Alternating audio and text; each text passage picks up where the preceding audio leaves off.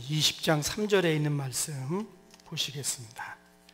3절에 있는 말씀 보면, 거기 석 달 동안 있다가 배 타고 수리아로 가고자 할 그때 유대인들이 자기를 해하려고 공모함으로 마게도니아를 거쳐 돌아가기로 작정하니, 바울을 죽이려고 하는 그러한 음모가 진행되고 있습니다.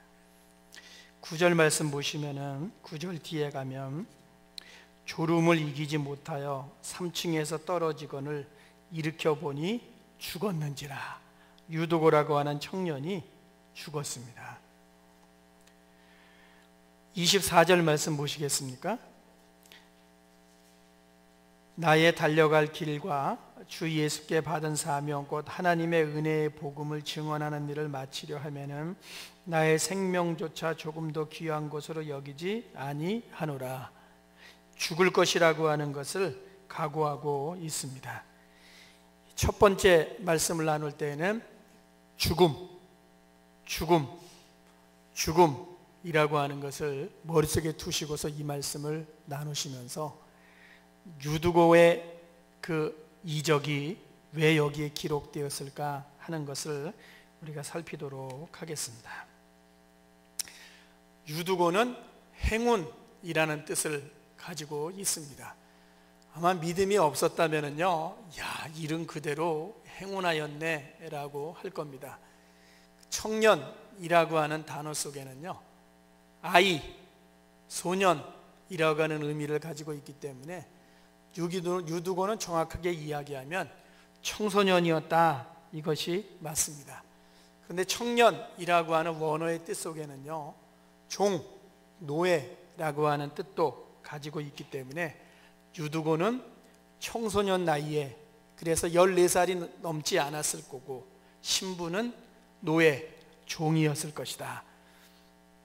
낮에 열심히 일하고 저녁에 예배 모임에 참석을 했습니다. 다른 교인들도 다 그러했습니다. 당시 교회의 예배는 먼저는 성찬을 나누고 식사를 하고 난 다음에 예배를 드리면서 저들이 말씀을 들었습니다. 윗다락에서 드렸습니다. 등불을 많이 켰습니다. 공기도 나빴겠죠. 당연히 낮에 열심히 일하고들 모였기 때문에, 또 예수 믿는 사람들을 그 당시 사회에 어디서나 인정하지 않고 유대인의 핍박을 많이 받았기 때문에 많이들 졸렸을 겁니다. 바울은 훌륭한 달변가는 아니었습니다. 글은 잘 쓰지만은 말은 잘 못했습니다.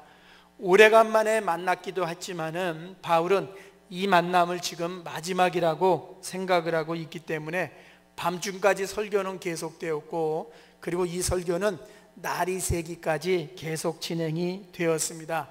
당연히 유두고뿐만 아니라 한 명, 두 명씩 졸기 시작을 했고, 유두고는 아마 거기에 맨 처음 창가에 앉았을 수도 있고 아니면 졸려서 창가로 갔을 수도 있습니다. 그 창가는 유리창이 있는 미닫이가 아니라 유리창 없이 열고 닫을 수 있는 여닫이 문이었습니다. 그러다가 졸음과 함께 3층에서 떨어져서 죽었습니다. 얼마나 큰 난리가 났겠습니까? 오늘로 하면은 예배는 중단이 되고 사람들이 소리를 쳤을 겁니다. 119로 빨리 연락을 하고 인공호흡을 빨리 실시하라고, 그리고 그 예배의 분위기는 아수라장이 되었을 겁니다. 오늘 본문을 읽어 내려가다가 보면은요, 이 사람이 죽은 건가 아닌가에 대해서 의견이 있을 수 있습니다.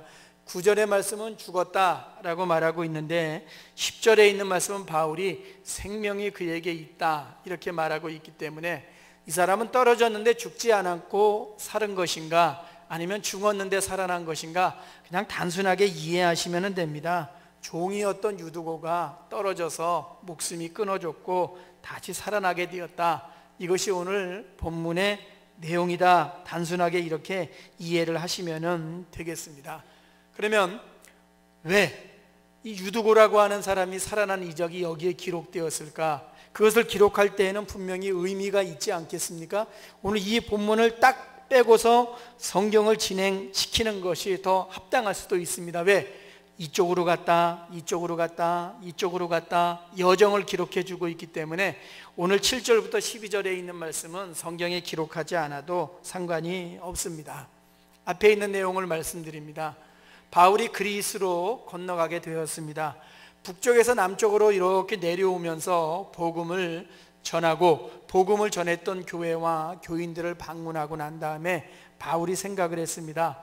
내가 이 헬라 아가야 지역에, 고린도가 속해 있는 아가야 지역에 3달 동안 있다가 여기서 내가 배 타고서 저 예루살렘으로 가야지, 그리고 예루살렘에 가서 명절을 지켜야지 생각을 했습니다. 그런데 그 아가야 지역에서 무슨 일이 있었냐 하면은 명절에 예루살렘으로 가는 배는 유대인들이 아주 많이 타게 되어 있었습니다.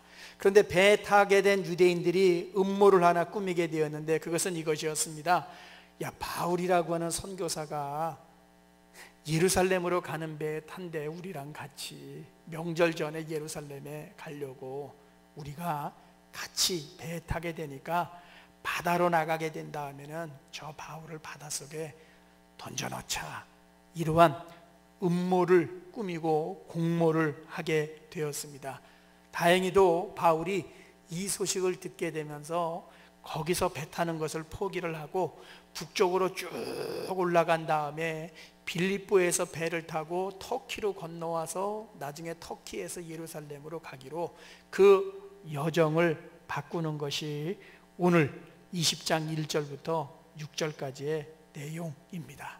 하마터면은 바울이 목숨을 잃을 수도 있는 아주 큰 사건이었습니다.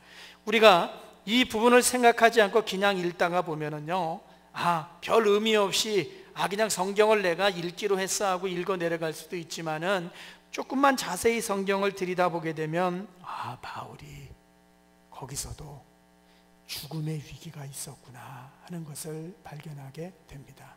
그러면 유두고가 살아난 이적 뒤에 나오는 내용이 무엇인가? 17절 말씀 보시겠습니까? 이렇게 기록합니다.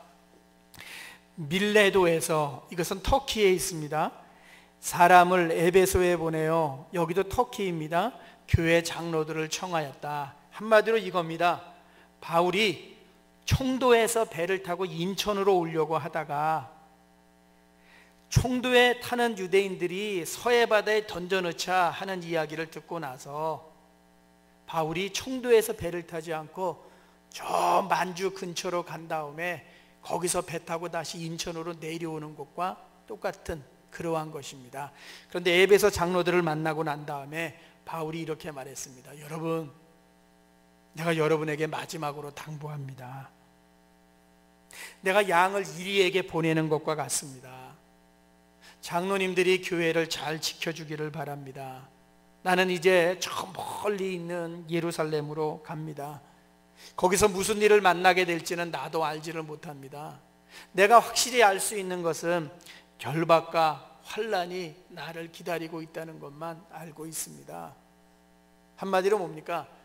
나 지금 죽음을 각오하고 예루살렘으로 들어가고 있습니다. 36절 말씀 보시겠습니까? 모든 사람이 무릎을 꿇고 함께 기도했습니다. 크게 다 울었습니다. 왜? 바울이 예루살렘에 죽으러 가는구나 생각을 했습니다.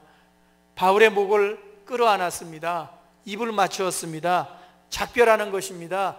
근심이 생겼습니다. 배까지 전송을 했습니다. 다시 이 얼굴을 보지 못할 수도 있구나 하는 생각이 들면서 그러했습니다. 마치 3년만 군대 생활하면 제대하겠지라고 생각을 했는데 어느 날 월남전에 참전하라는 영장을 받은 것과 똑같습니다. 이제 나는 월남에 가야 된다. 그 아들을 배에 태워서 보내는 어머니의 심정을 생각하시면 이 말씀을 아마 잘 이해할 수 있을 겁니다. 아들이 월남에 가고 난 다음에 그 어머니가 편안한 마음으로 하루하루를 보내겠습니까? 혹시 애에게 무슨 일이 생기지 않을까 하면서 노심초사하면서 1년, 2년의 시간을 보내지 않겠습니까? 그것과 똑같습니다. 떠나가는 사람은 죽음을 각오하고 가고 있고, 떠나보내는 사람은 이제 저 사람 예루살렘에 들어가면 100% 죽는구나, 다시는 우리가 그 얼굴을 보지 못하겠구나 하는 마음을 가지고 그를 보내고 있습니다. 앞이 턱 막히지 않겠습니까? 아니, 사방이 막히지 않겠습니까? 하루하루를 눈물로 지새우면서 그 시간을 보내지 않겠습니까? 다시 눈으로 볼 때까지 편안한 마음으로 시간을 보내겠습니까? 절대로 그렇게 보내지 아니할 겁니다. 그 부모의 마음처럼 오늘 20장 뒷부분에 있는 이 말씀을 읽어 내려가야 될 겁니다. 이게 앞뒤의 내용입니다. 죽음에 대한 공모, 죽음에 대한 각오, 죽을 것이라고 모두가 생각하고 있는 상황. 그런데 유두고라고 하는 어린 청소년이 죽습니다. 왜 이 사실이 기록되어 있겠습니까? 교인들은 밤에도 이 힘든 시간을 보내고 피곤하게, 낮에는 아주 힘들게 일해야 되고 사회적으로 어려움을 겪고 있고, 바울도 피곤해 지쳐 있고 죽이려고 하는 세력들이 곳곳에 있고, 미래를 향해서 가지만은 미래가 평탄하지 않고 염려와 걱정도 많고, 그도 가다가 지칠 수 있는 사람이기 때문에 힘들고 힘을 얻어야 되고 확신을 얻어야 되지만은 어느 순간 힘도 약해지고 확신도 약해지고 지치고 피곤한 삶의 시간들이 저들 모두에게 있는 거죠. 오늘 우리가 읽었던 말씀의 12절 말씀을 읽어보시면 이렇게 기록하죠.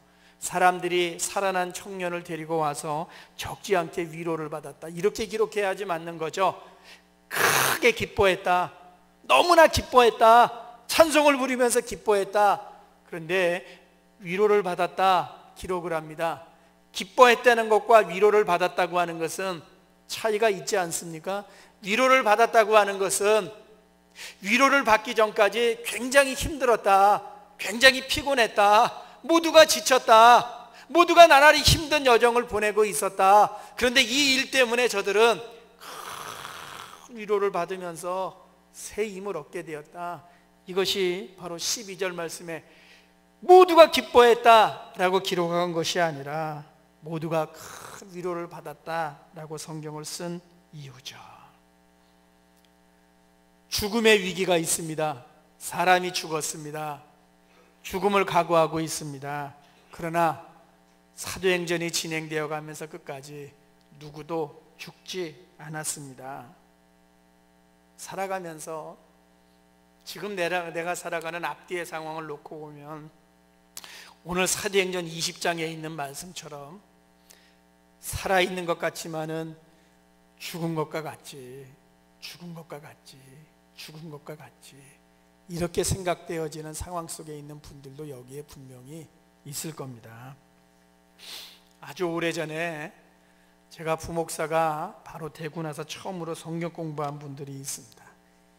얼마 전에 SNS로 연결이 되었습니다. 한 24년 전 일입니다. 교회 안에 있는 일을 이야기하기가 그러니까 오래전에 있었던 분들의 이 만남 속에서 있었던 것을 짧게 말씀드립니다. 24년 만에 어떻게 지내는지 굉장히 궁금했습니다. 모두가 다 잘 지내고 있는데 한 분 남편이 암으로 고생을 하다가 암이 전이가 되어서 말도 잘 못하고 움직임도 느려지고 그래서 걱정이 많고 방사선으로만 치료를 하면서 하루하루를 보내고 있는데 기도해 달라고 하는 글이 올라왔습니다. 지난주에 그 글을 올라온 것을 읽으면서요, 오늘 우리가 읽었던 유두고가 살아나는 이 기적을 생각해 보았습니다. 날마다 고생하면서 눈을 뜨는 순간 몇 달을 살 수 있을까? 혹시 바로 죽는 것은 아닌가? 말도 느려지고 행동도 느려지는 이 모습을 보면은 얼마 남지 않은 것 같은데 살아가는 시간에 대한 소망도 있지만은 바로 그 다음 순간 이 땅을 떠날 것이라고 하는 염려와 걱정이 가득하겠구나 하는 생각이 들으면서 그 남편분이 바로 오늘 성경에 나오는 유두고가 되면 얼마나 좋을까 하는 생각을 가져보았습니다. 그 부인이 늘 기도하면서 얼마나 열심히 간호하겠습니까? 그 부인이 바울이 되면 얼마나 좋을까? 기쁨의 이적도 있지만은 그 가정에는 위로의 이적이 꼭 필요한 시간을 보내고 있구나 하는 생각이 드니까 오늘 크게 위로를 받았더라. 위로의 기적이 바로 그러한 삶을 보내는 사람들에게 꼭 있었으면 좋겠고, 그것이 오늘 우리 모두에게 주시는 말씀이면서 다른 사람들보다 조금 더 고난 가운데 있고 아픔 가운데 있는 사람들에게 하나님의 말씀이 되었으면 좋겠다라는 생각이 들었습니다.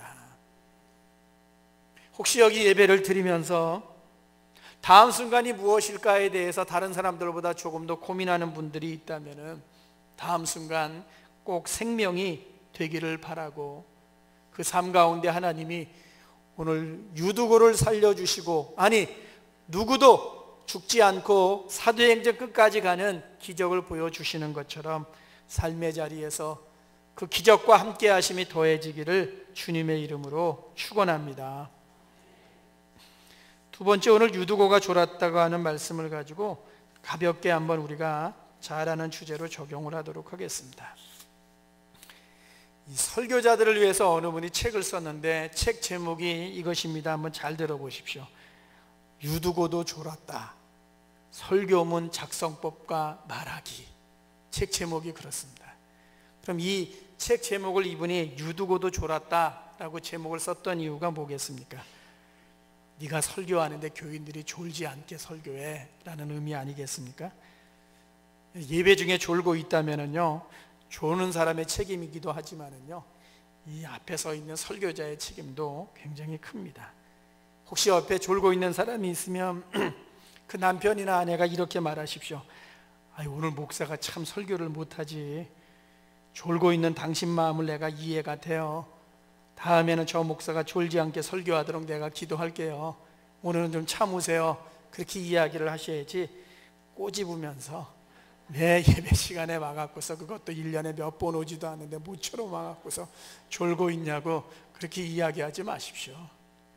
여러분도 맨 처음 예수를 믿을 때 교회에 와갖고서 은혜를 받고서 예배를 드렸던 모습도 있지만은요, 교회 처음 오는 사람은 예배의 분위기가 조용하고 이 평온하고 편안한 분위기가 되면은 대개가 다 졸게 되어 있기 때문에 그러합니다.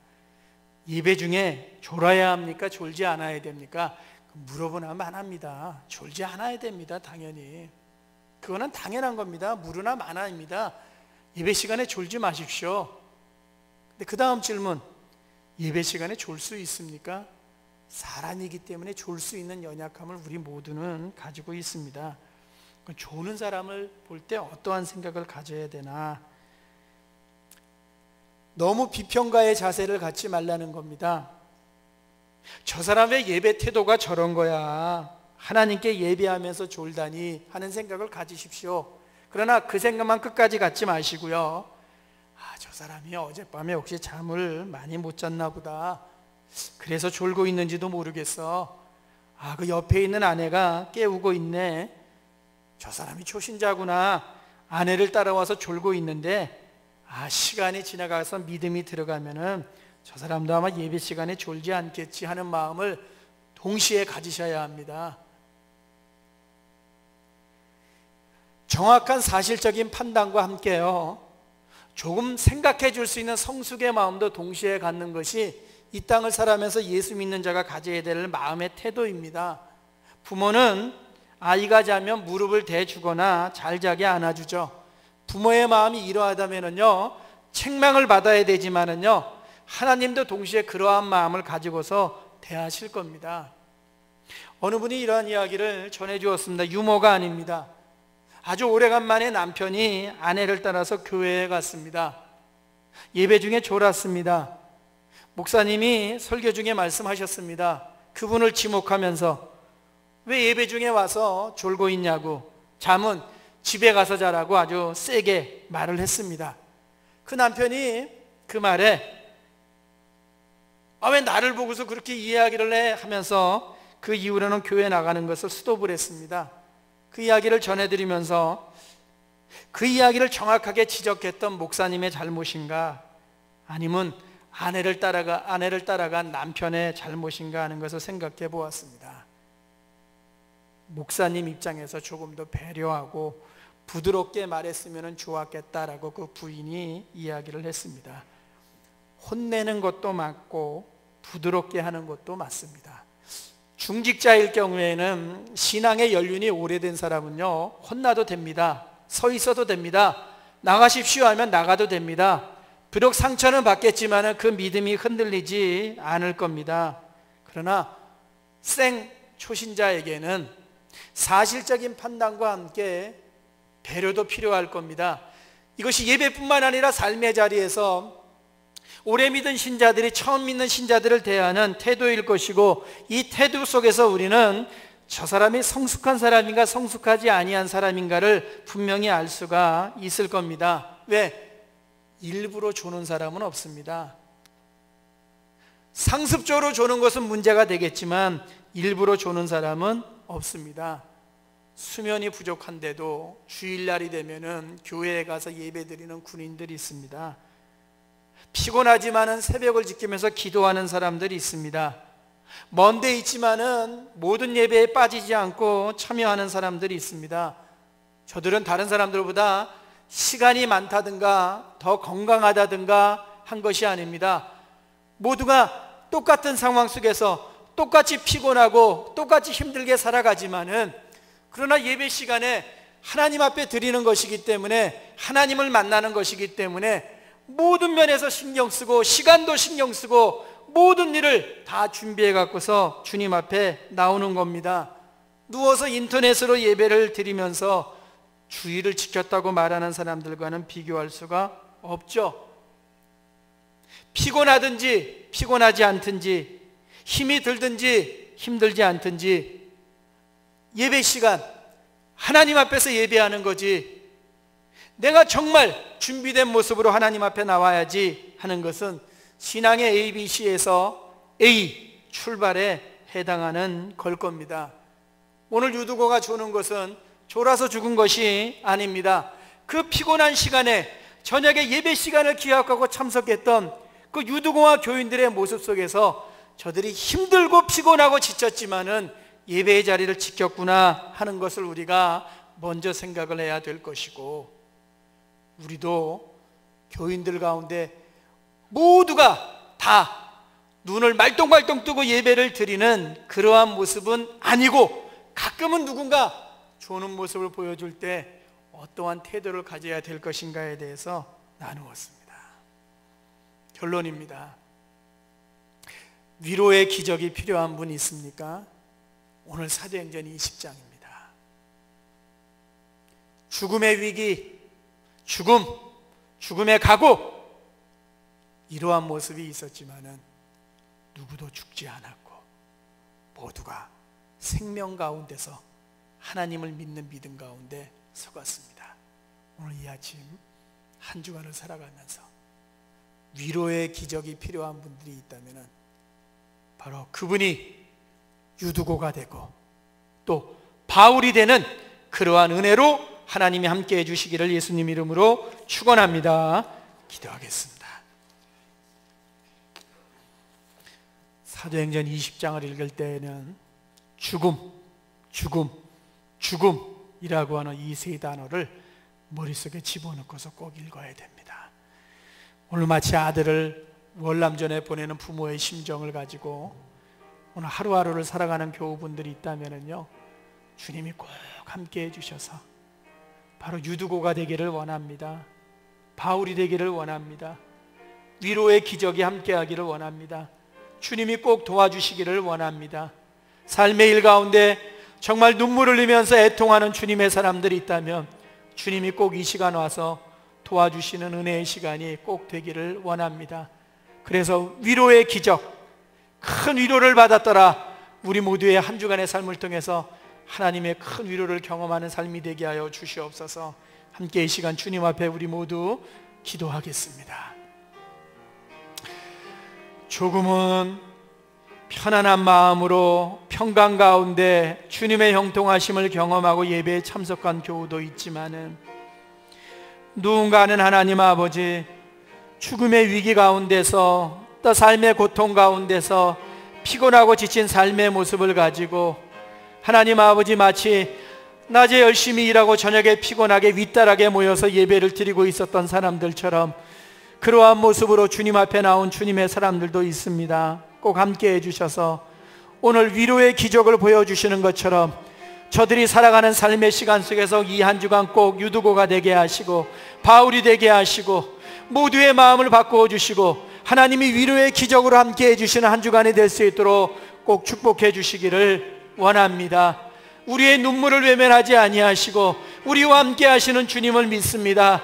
하나님이 함께 해주심으로 말미암아 많은 사람들이 체험이 있고 많은 사람들이 하나님의 위로를 경험하는 한 주간이 되어질 수 있도록 하나님께서 축복하시고 인도하여 주시옵소서.